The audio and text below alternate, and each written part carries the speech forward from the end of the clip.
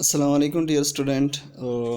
Bismillahir Rahmanir Rahim. Today the topic which is given to me for lecturing is history of remote sensing. So in this topic we will discuss about the history of remote sensing. کہ اس ہمارے پاس remote sensing کیا ہے، کہاں سے آیا ہے، کب پیدا ہوا ہے، اور اس کے ہمارے پاس بینیفٹ کیا ہے، اور یہ ہمارے پاس کتنے ایڈوانٹیجز ہے، اور اس سے ہم کیا کیا فائدہ ڈیلی لائف میں کس طرح یوز کر سکتے ہیں. یہ جو ہمارے پاس آؤٹ لائن دیکھ رہے ہیں، یہ ون بائی ون ہم آگے ڈسکس کریں گے with respect to their stepping. First of all ہمارے پاس جو ہے وہ ریموٹ سینسنگ ہمیں اردو میں ڈیفینیشن یہ ہے کہ کسی چیز کو بنا ٹچ کیے اس کو جاننا، اس کو ہم اس کے انفارمیشن کو حاصل کرنے کو ہم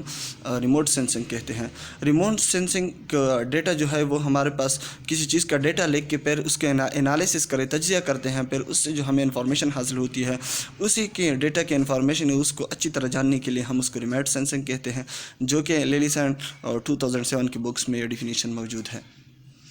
اس کے بعد ہمارا ریموٹ سینسنگ جو ہے یہ سائنس میں ہم 3 چیزوں پہ ڈیپینڈ کرتے ہیں. ریموٹ سینسنگ جو ہے یہ ہمارے پاس ایکویئرنگ آپ لوگوں کو پتہ ہو کہ ایکویئرنگ کے معنی ہے ٹو گیٹ، حاصل کرنا. کسی چیز کو حاصل کریں، پروسیسنگ، اس کے بعد اس پہ عمل کریں، پروسیس کریں، دیٹ انٹرپریٹنگ، اور اس سے ہمیں کچھ جو ہم حاصل ہوتے ہیں، رزلٹ آتا ہے، کنکلوژن آتا ہے، وہ لوگوں کو بتائیں، یا اس حاصل کرنے کو ہم ریموٹ سینسنگ کہتے ہیں. یہ جو نیچے آپ لوگوں کو لائن دیا گیا ہے یہ ہمیں یہ بتاتا ہے کہ پکچر کے ساتھ ہمارے پاس جو ڈیٹا دیا جاتا ہے وہ ہمارے پاس اوپر سے لیا گیا امیج ہوتا ہے، اور یا سیٹلائٹ کا امیج ہوتا ہے. جو ہمارے پاس میٹر اور الیکٹرو میگنیٹک، یعنی وہ میٹر جو پکچر ہم نے لیا گیا اور جو ویو اس پہ انسیڈنٹ ہو گیا، ان دونوں کے درمیان جو ہمارے پاس انٹریکشن ہے، جو انٹریکشن جو ہمیں انفارمیشن دے سکتی ہیں اس کو ہم ریموٹ سینسنگ کہتے ہیں. کہتے ہیں کہ وائی ریموٹ سینسنگ، یعنی ہمارے پاس اس کی اسٹڈی کیا ہے اور کیوں ضروری ہے، کس لیے ہے. اس لیے یہ اس کے لیے ہے کہ ہم کسی چیز کا اوور ویو دیکھتے ہیں، اوپر سے برڈ آئی ویو کے ذریعے اس کو دیکھ سکتے ہیں، اس کے انفارمیشن حاصل کرتے ہیں چھوٹی سی ٹائم میں، اور اس کی کسی جگہ کو جانے کے لیے ہمارے پاس اس کے گاڑی کے یا اس کے فوڈ کے وغیرہ کے پیسے لگتے ہیں، تو یہ فری آف کاسٹ ملتا ہے، ہم ڈسک اسٹڈی میں اس کو حاصل کرتے ہیں. اور کئی جگہ جو ہوتے ہیں اس میں ہمارے پاس سیکورٹی پرابلم ہوتی ہے، اسی وجہ سے ہم وہاں پہ جا نہیں سکتے، تو یہ ریموٹ سینسنگ اس لیے ہمیں یہ مدد دیتا ہے کہ وہاں کو بغیر جائے کہ ہم اس جگہ کا اوور ویو لے سکتے ہیں. اور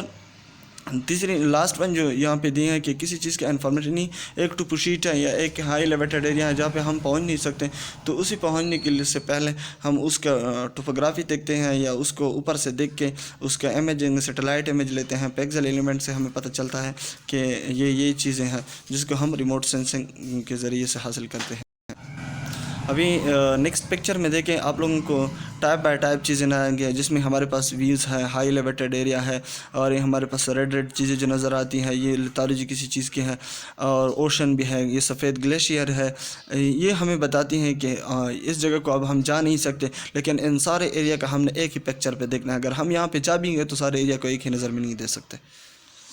یہ جو ہے یہ ریٹ سے منسک کی جو سب سے پہلے ٹیکنالوجی ایجاد ہوئی تھی وہ یہ تھی کہ ہم ریموٹ سینسنگ پہلے ہم کس طرح یوز کرتے تھے اور اب کس طرح یوز کر سکتے ہیں. یہ دیکھو کیمرہ ایپ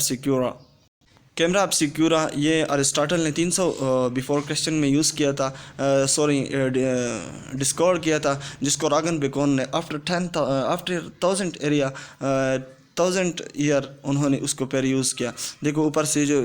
دیکھا ہے انہوں نے نیچے پکچر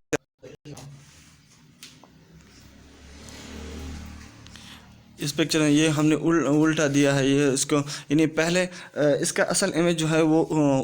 اپوزٹ ڈائریکشن میں ہوتے ہیں، لیکن بعد میں اس کے جو سینسر ہیں اس کو روٹیٹ کر کے جو ایکچوئل امیج دے دیتے ارسطاٹل والے، تو وہ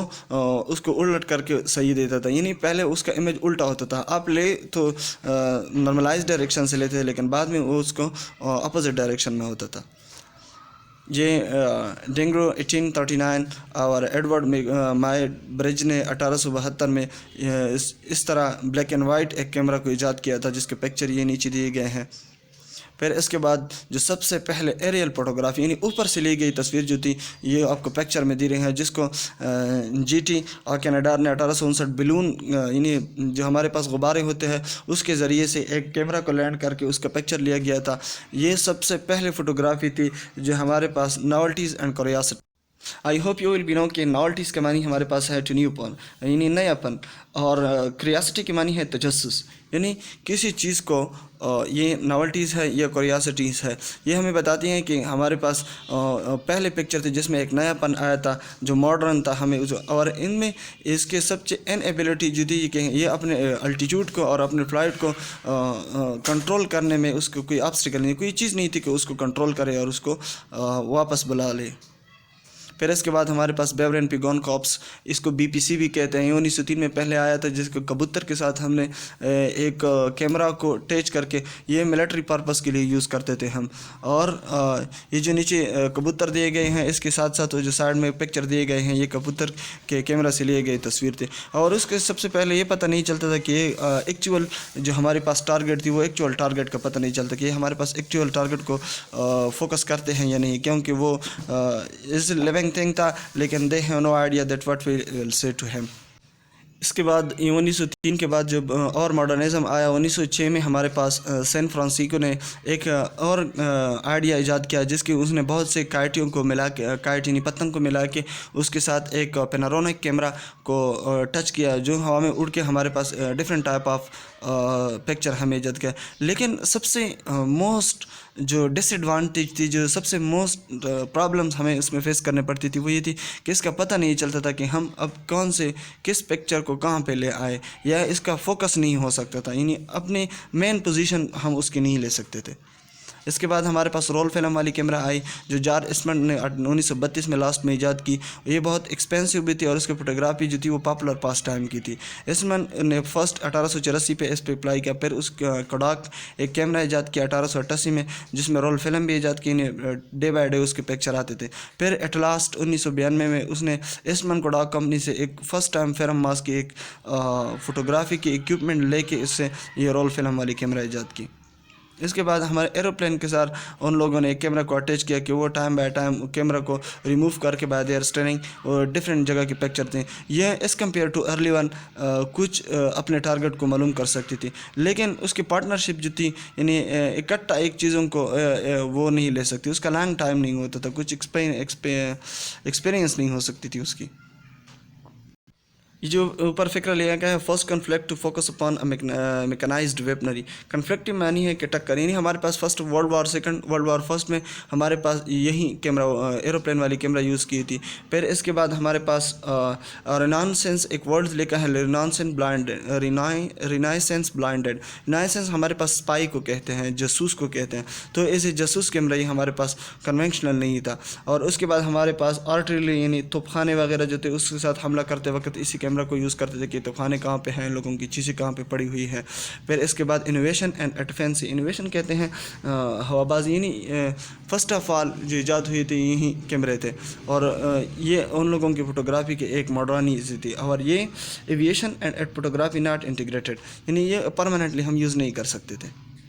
एक जगह पे। ये इन लोगों की बिलून ऑब्जर्वेशन की फ़ोटोग्राफी है। फिर इसके बाद हमारे पास एरियल ऑब्जर्वेशन की फ़ोटोग्राफी है जो हम अगले क्लास में पढ़ेंगे।